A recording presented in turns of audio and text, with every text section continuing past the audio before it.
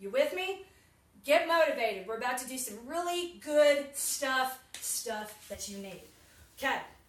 Now, with that, no further ado, and you can see why we've been doing what it is I've been asking you to do, we are going to, change the camera angle a little bit, and revisit strength. This is your new strength series. I do not yet have a pithy name for it, but here's the what and the why, what I'm about to ask you to do. Heel circles. When I say heel circles, I want you to take a really stiff loop. One that, if this was a bow and arrow, you could only draw it back maybe an inch or two. More than that, because you know how to recruit your lats now. Yay, you, and you're so strong. But realistically, we don't need this going out very far. We want the tightest, hardest, heaviest loop you've got.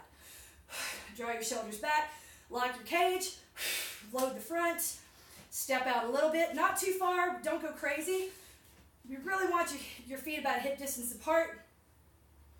Press your elbows into your waist. You'll see why in a minute. It helps keep your shoulders back. Rise, press outwards. Making a circle, an outward circle with your heels.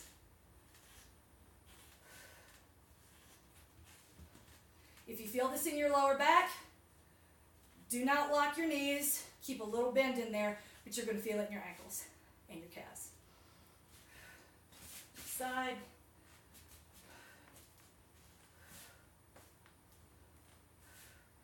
If you're struggling on this press right there and you find your feet rolling out, come in a little bit.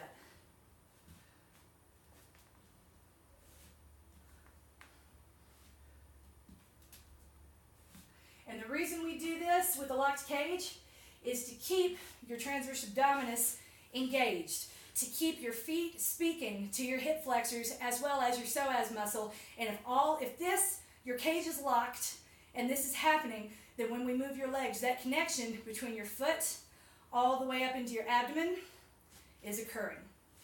And that connection is more important than anything else you're going to get out of this exercise. So I beg you, we're at the hard stuff now. You got to do what I say to do exactly the way I say to do it. This matters. Here we go. For 1 minute, pushing those heels out, rotating outward, making circles. For 1 minute. Okay? I am indifferent to if you keep going outward the whole time, or if you do 30 seconds this way, and then do 30 seconds the other way. This way is way harder. It's way harder to balance. It's way harder to enjoy. It's way worse. I'm asking you to press outwards because that's going to use this chain. You should feel it in your IT bands. You should feel it in your glutes here as they stabilize. You should really feel it in your calves all the way down your Achilles tendon. Okay, be sure that you spend extra time foam rolling that carefully once we've initiated this exercise. Right, it's not going to hurt you. This exercise won't break you. Not doing this exercise will. Julie, if you start to feel plantar fasciitis coming back because of this, and I do prefer that all of you guys do this barefoot for this reason. If you start to feel it in your plantar fascia, tell your PT right away. Tell me right away. We'll make the necessary adjustments, but this will be a very good clue of the final things we need to fix before race day, so speak up if something goes wrong. Okay? That is the first one. The second move, we're throwing in. You can see this on Instagram. I have chosen diaper wipes. Big old box of diaper wipes. Baby wipes to press onto. First is the setup. Put that loop around your knees, please. Just above it, right there. We want the small of your back off the floor, your shoulders pressed in. Here's where your feet go. Put your heels on the box towards the edge, and we want your knee directly over your hip. So you see where I am right now? I need to scoot back a little bit. That's better. That's where you need to be. Your toes should not be able to touch the surface. You couldn't flatten your foot right now if you had to. So we're going to start with that. That's the lineup. That's the setup. Then we let our heels dangle off the box and put our toes on. Be very conscious of your collarbones here. I say open your collarbones because what happens is when people start working hard and this starts working, just like when they're fatiguing in a race, they curl forward. Their shoulders come off the ground, all this curls forward. That's a different move. That's literally not what we're doing. We want all of the work that's going to be, these are your lats, your core. It's all a supporting actor in the main event, which is this. We're going to roll up, make sure that collarbone is open. Nothing in here is working. Arms akimbo tends to help with that. Fire that booty on as hard as you can on both sides. Kick that leg out. Start with the right side. Pulse up. 2, 3, 4, 5, 6, 7. When you do, don't let this start to turn sideways. I know it gets heavy. We want to keep your hips aligned as much as possible, but the one on the left is doing all of the work. And the further your heel hangs off, the more work your hamstring will be doing.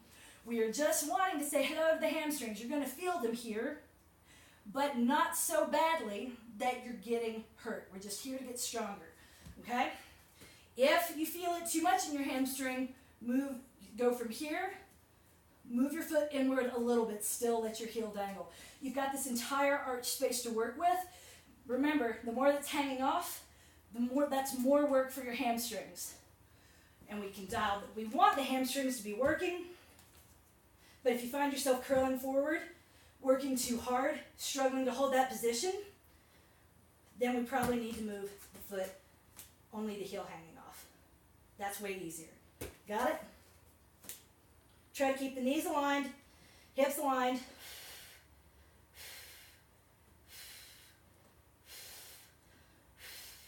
Don't go crazy. We're not hyperextending. Higher is not better.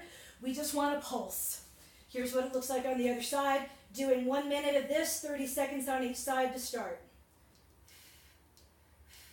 If you press this high or that hard, it's going to hurt your lower back. That is not what we're here for.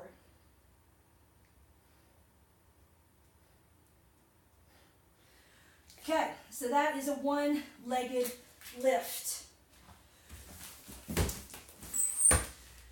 Next come crunch pulses, okay? With that, you're going to think a lot about your booty bone, those sits bones. When you're on top of them, you roll back, you're sort of like a flat to your back. Think about where that space is as you go down. Grab 2 weights, don't go crazy. I'm using 3 pounds here. 3 pounds is plenty. Press the small of your back hard into the ground and let your feet lift. With a big exhale, straighten your arms, keeping your shoulders back. You're not pulling them forward, right? We're not trying to hyperextend. All we're doing, keeping the shoulders on the ground. Lift those weights till they're in line with your knees. Then on the next big exhale, we're going to come up. Find the spot you can balance. And pulse.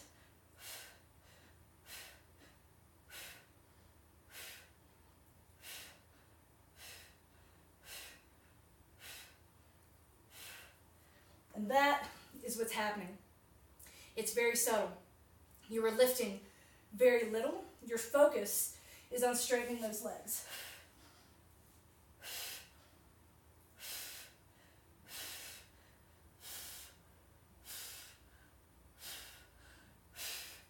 You're focusing on straightening those legs while pressing your elbows down to your waist so that your lats are supporting you.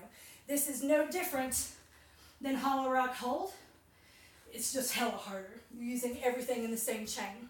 Congratulations on being strong enough to do this. It's a hard move, okay? It's not about faster. If you're going too fast here, you're cheating. No cheating. We're not using momentum to our advantage. We are trying to work every muscle in your body in a very unnatural, uncomfortable position here, because you are going to be focused on pressing down, focus on straight arms, lift, straighten.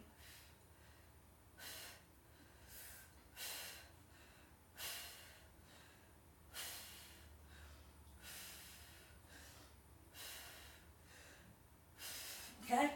If you cannot feel your armpits pressing towards your waist, get a lighter weight or try it with no weight. That is very important. This connection here,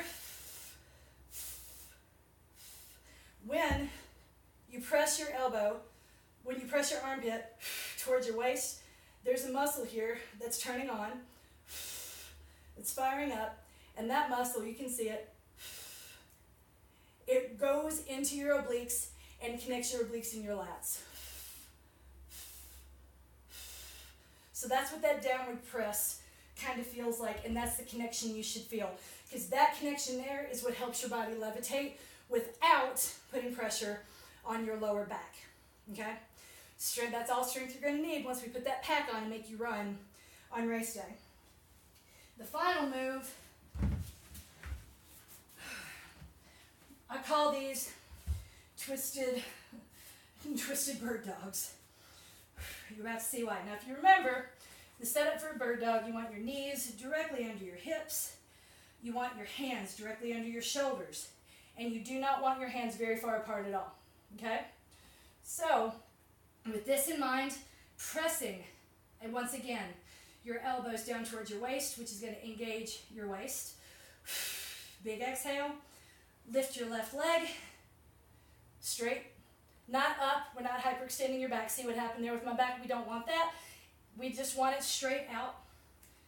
And this is a bird dog where your right arm goes up. Okay? Instead, what we're going to do is in your right hand, take a weight. No more than 5 pounds. I'm using 5.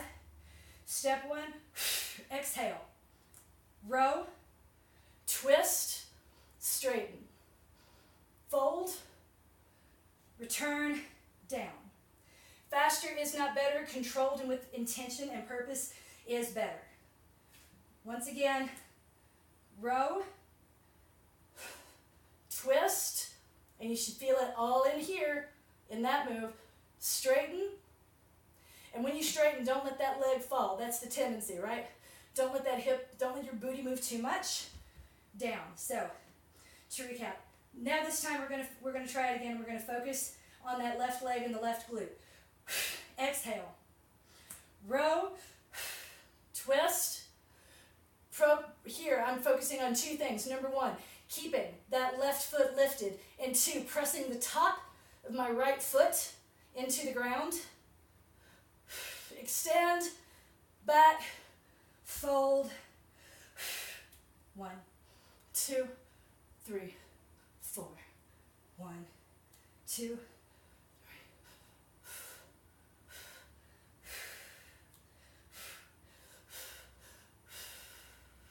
we're going to do a minute on each side. Check that alignment. Here we go.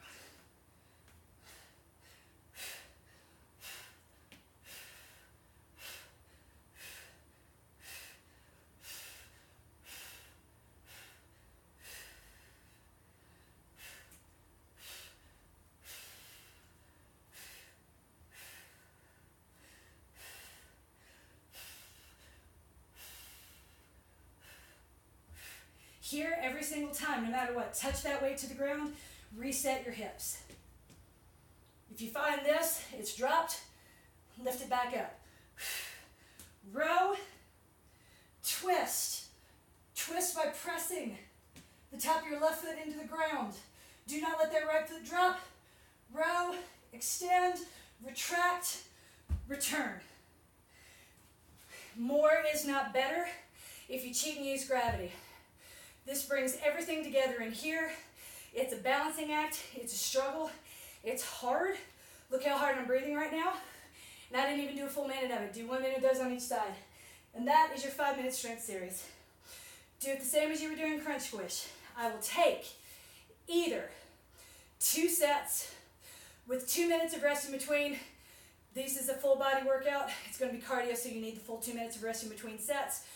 2 5-minute sets with a 2-minute break, that's 12 minutes. You can do those 12 minutes on your hard and your egregiously long run days. The way I write the plan, that is, I think Tuesday, Thursday, Saturday, Tuesday, Thursday, Saturday, or Sunday. Not Monday, Wednesday, Saturday, it's Tuesday, Thursday, Sunday. Okay, or I will take 1 set whenever you remember to do them, okay? But this is it. This is we're at the point we're pulling it all together and getting ready for the final push. Yay, you! It's almost April. April. You have survived. Congratulations.